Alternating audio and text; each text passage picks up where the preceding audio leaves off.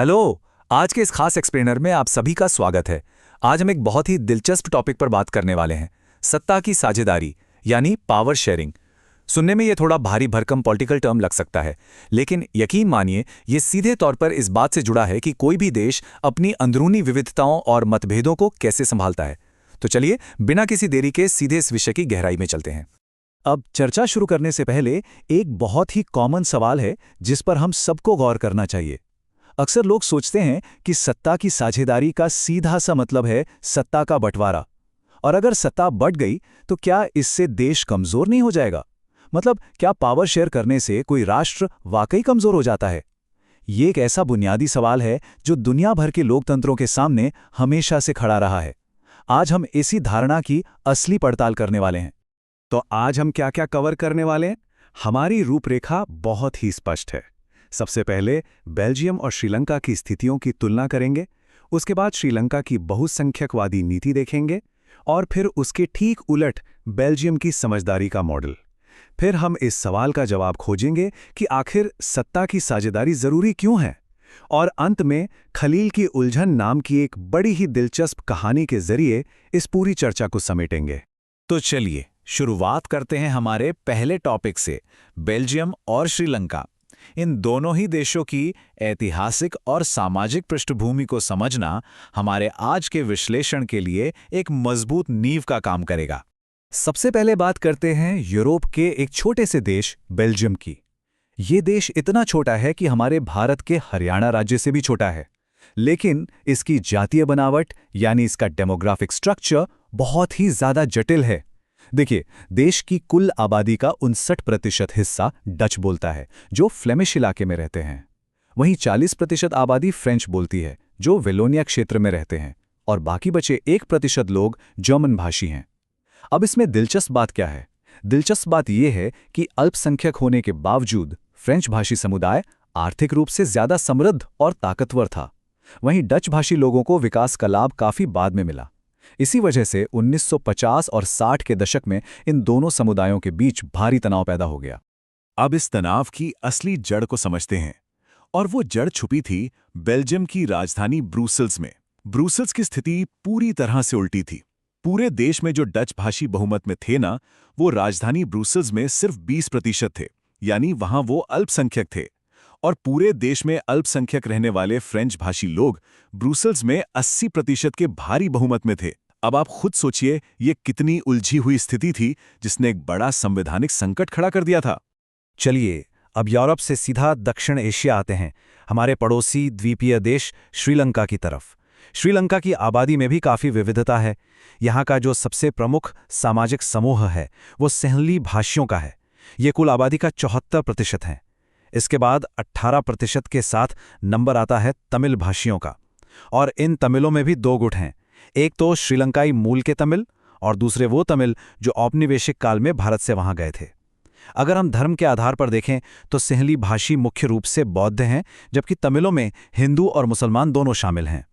श्रीलंका के मामले में इन जातीय समुदायों का जो भौगोलिक वितरण है उसे समझना भी बहुत जरूरी है। श्रीलंकाई तमिल मुख्य रूप से देश के उत्तरी और पूर्वी हिस्सों में बसे हुए हैं।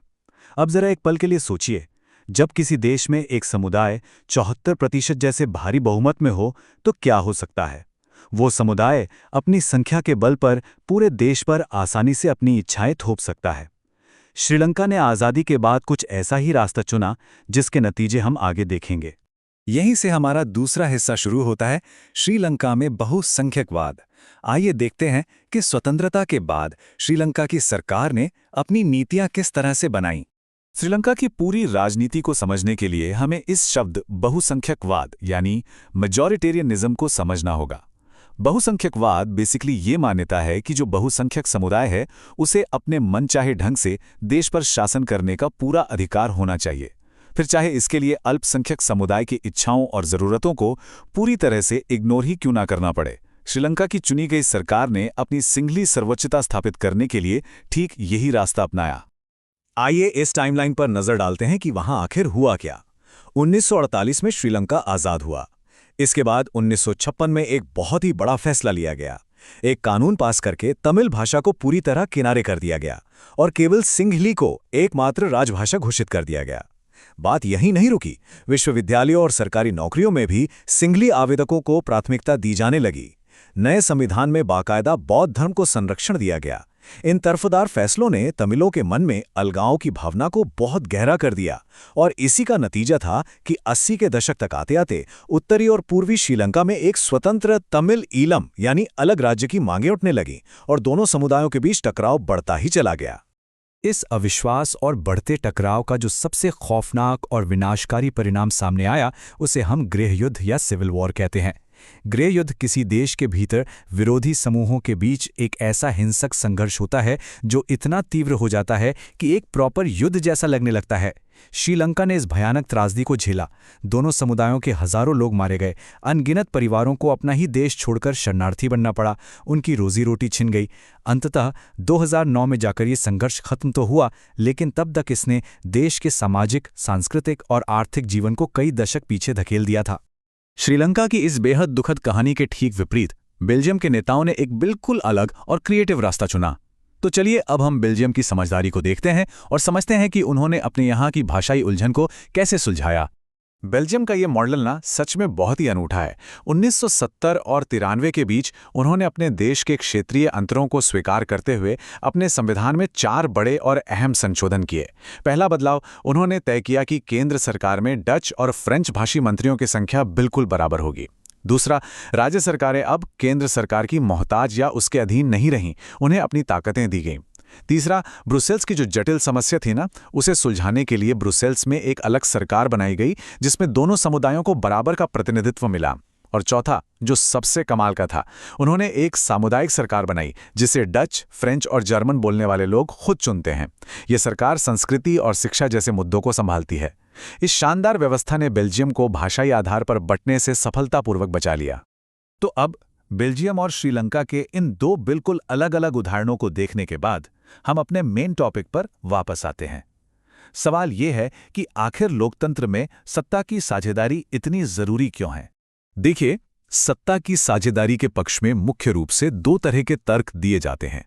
पहले हैं युक्तिपरक यानी प्रैक्टिकल कारण, जो सीधे तौर पर फायदे नुकसान के सावधानीपूर्वक हिसाब पर टिके हैं। इनके अनुसार सत्ता की साझेदारी इसलिए अच्छी है क्योंकि ये अलग अलग सामाजिक समूहों के बीच टकराव के खतरे को कम कर देती है, जिससे देश में राजनीतिक स्थिरता बनी रहती है। वहीं दूसरी ओर है नैतिक कारण, जो कहीं अधिक गहरे हैं। ये बताते हैं कि सत्ता की साझेदारी दरअसल लोकतंत्र की आत्मा है। एक सही और न्याय संगत सरकार वही है जिसमें सभी नागरिक किसी न किसी रूप में शासन व्यवस्था का हिस्सा बनते हैं। हमने डेटा देख लिया, इतिहास परख लिया और थ्योरी भी समझ ली, लेकिन क्या सत्ता की साझेदारी के ये मॉडल व्यक्तिगत स्तर पर हर किसी को खुश कर पाते हैं? इसे समझने के लिए आइए इस विषय को एक इंसानी कहानी के नजरिए से देखते हैं। हमारी 5वीं और आखिरी कड़ी, खलील की उलझन। चलिए, लोक कथाओं के मशहूर किरदारों विक्रम और बेताल के जरिए लेबनान की राजधानी बैरूत का रुख करते हैं। वहां खलील नाम का एक शख्स रहता था। खलील के माता पिता अलग अलग समुदायों से थे। पिता ऑर्थोडॉक्स ईसाई थे और मां सुन्नी मुस्लिम। लेबनान में जब एक बहुत ही भयंकर गृहयुद्ध खत्म हुआ तो वहां के नेताओं ने शांति बनाए रखने के लिए सत्ता की साझेदारी के कुछ बहुत ही सख्त नियम बना दिए। उन्होंने फिक्स कर दिया कि लेबनान का राष्ट्रपति हमेशा कैथोलिक ईसाई ही होगा, प्रधानमंत्री सुन्नी मुस्लिम होगा, उप प्रधानमंत्री ऑर्थोडॉक्स ईसाई और स्पीकर शिया मुस्लिम होगा।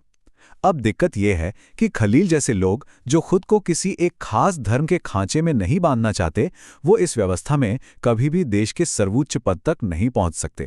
और बस यही खलील की उलझन है जो हमारे सामने एक बहुत ही गहरा सवाल खड़ा कर देती है। अगर सत्ता की साझेदारी शांति के लिए इतनी ही अच्छी है तो लेबनान बाकी देशों की तरह सामान्य चुनावों वाला एक आम लोकतंत्र क्यों नहीं बन सकता? क्या सत्ता की साझेदारी हमेशा ऐसे फिक्स कोटे या नियमों से ही होनी चाहिए या फिर इसे वक्त और लोगों की इच्छाओं के साथ बदलना चाहिए? शुरुआत में हमने जो सवाल उठाया था कि क्या सत्ता का बंटवारा देश को कमजोर करता है, उसका जवाब तो हमें मिल गया कि बिल्कुल नहीं। लेकिन ये बंटवारा किस रूप में होना चाहिए, ये आज भी एक खुली बहस का विषय है। इस सवाल पर आप लोग भी जरूर सोचिएगा। आज के इस एक्सप्लेनर में हमारे साथ जुड़ने के लिए आपका बहुत बहुत शुक्रिया।